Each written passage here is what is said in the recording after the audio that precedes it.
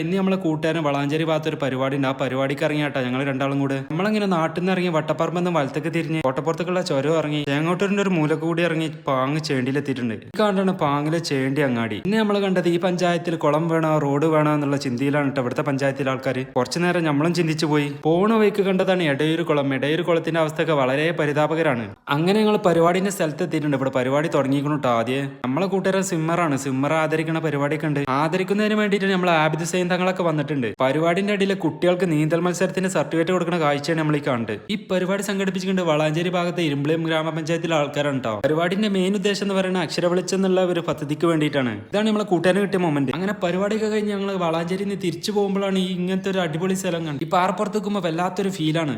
ഞങ്ങൾ തൊട്ടടുത്തുള്ള ചായക്കടയിൽ കയറി നല്ല ചൂടുള്ള പത്തിരിയും ചായ ഞങ്ങൾ ഓർഡർ ചെയ്തിട്ടാ. അത് കഴിഞ്ഞ് നല്ല എണ്ണയിൽ കുതിർത്തെടുത്ത ഉഴുന്നുവടി നമ്മൾ ഓർഡർ ചെയ്തു. ചൂടുള്ള ഉഴുന്നുവട ചട്ടിനിൽ മുക്കി തിന്നാണ്ടല്ലോ സാറേ, ഇനി വേറൊന്നും വേണം.